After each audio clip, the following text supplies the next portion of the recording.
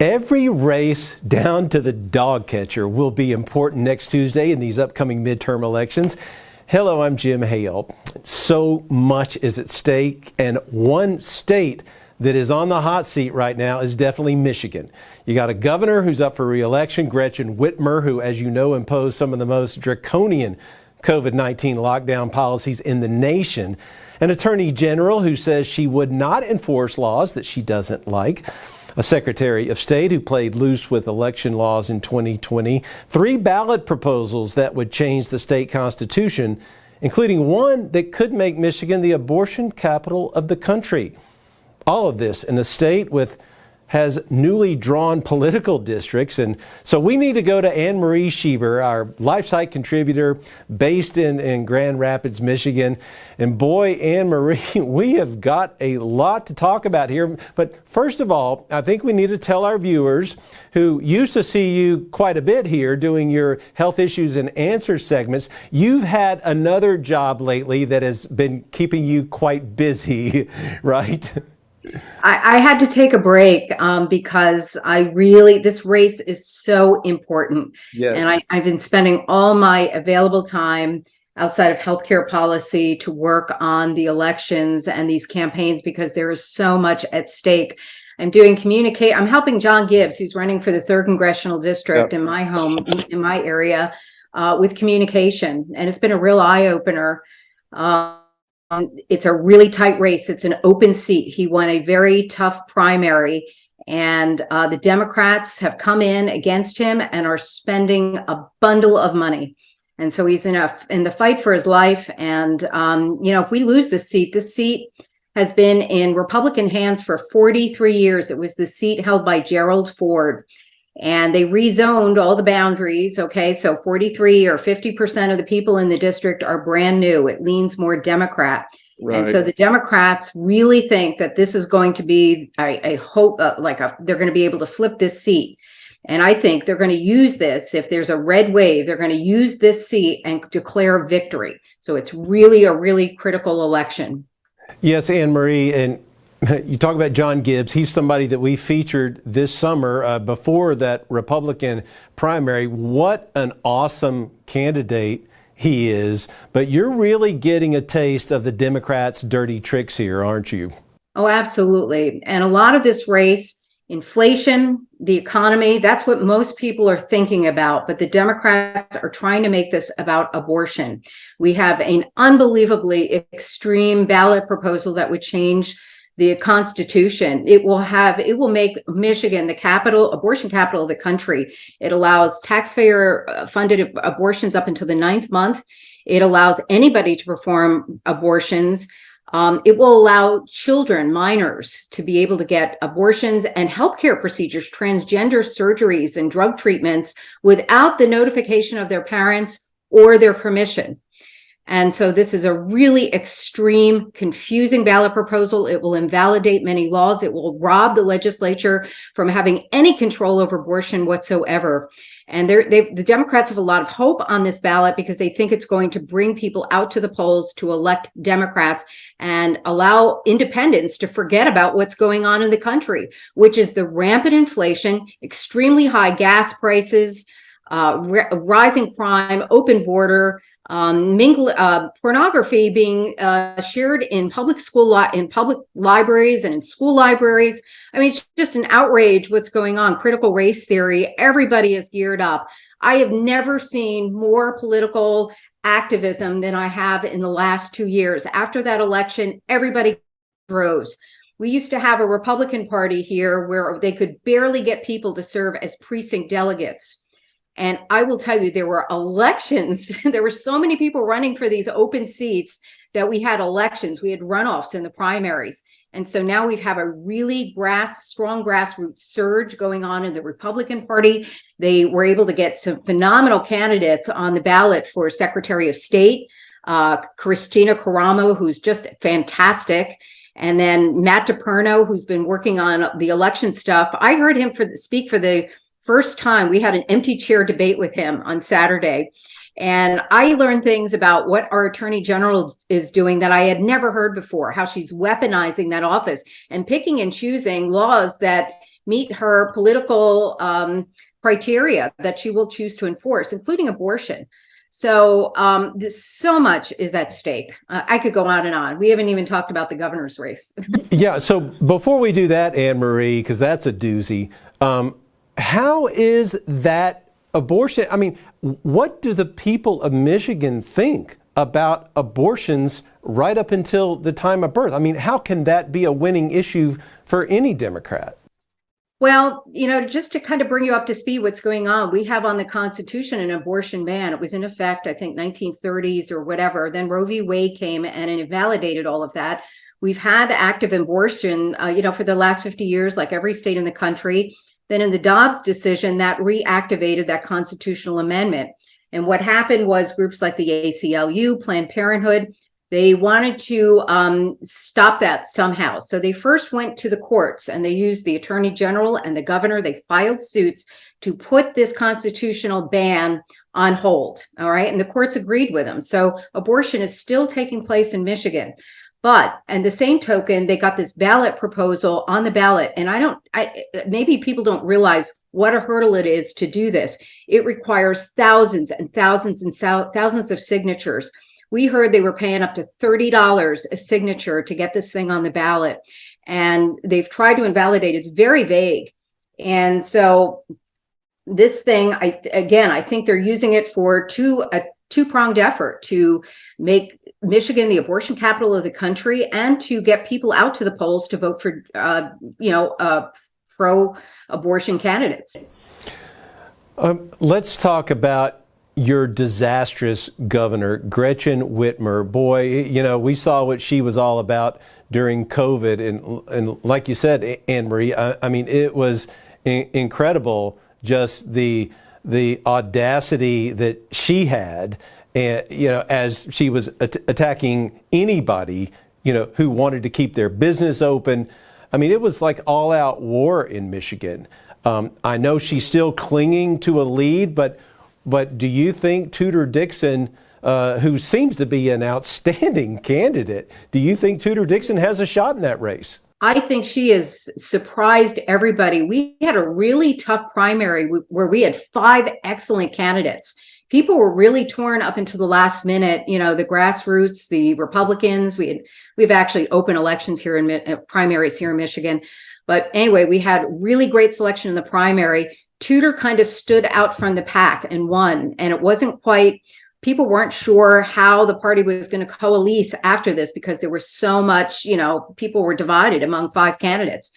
And she has surprised everybody. These last 2 debates, and I was really surprised Whitmer agreed to do it because I think she just went in there and felt like she could, Tudor is an outsider, like all the candidates are mostly. They are not political candidates. Many of them are Christian. They came in and Tudor just nailed it in these 2 debates.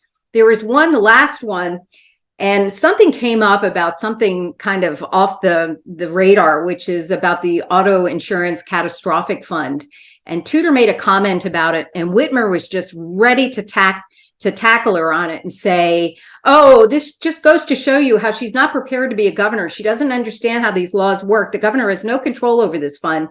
And Tudor turned around without missing a beat and said, well, then why are you using it and bragging about it in TV ads? Right. It's just like Whitmer was like at a loss for words.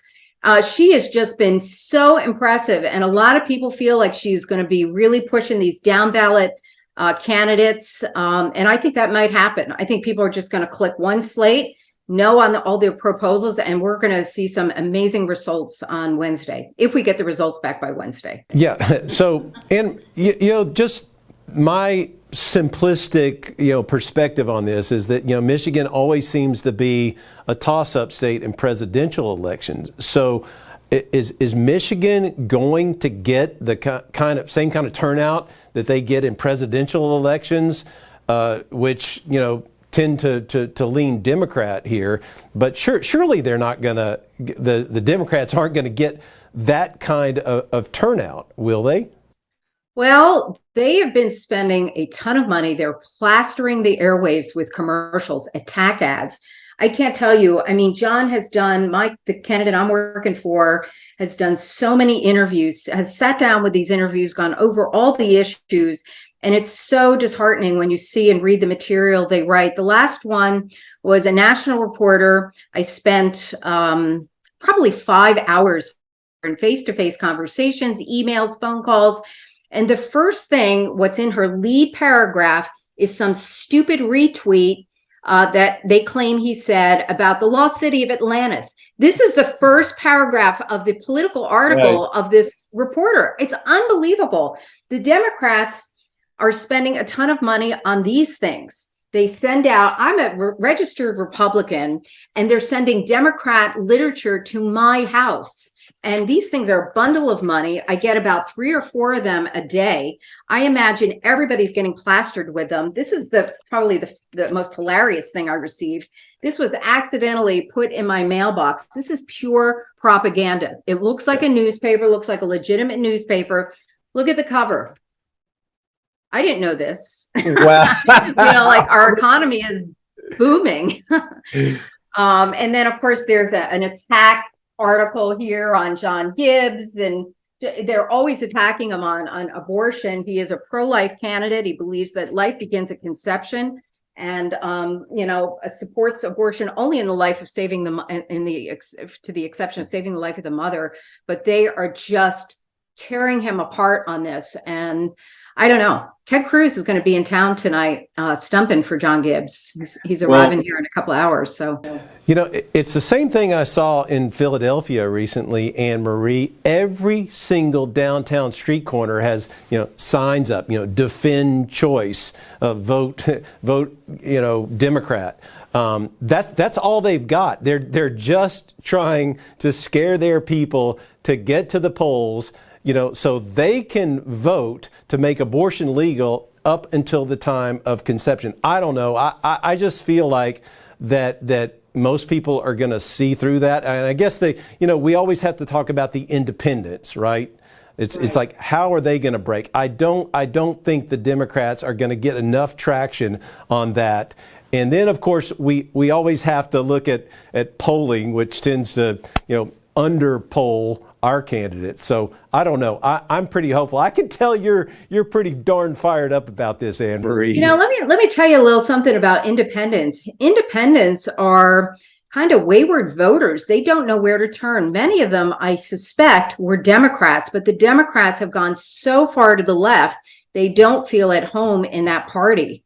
And, the thing about the Republican Party, it is undergoing a transformation. It is bringing in more traditionally leaning Democrat kind of voters. We're actually hearing from Democrats saying they're going to come out and they're going to vote for John, or some of the Republicans on the ticket.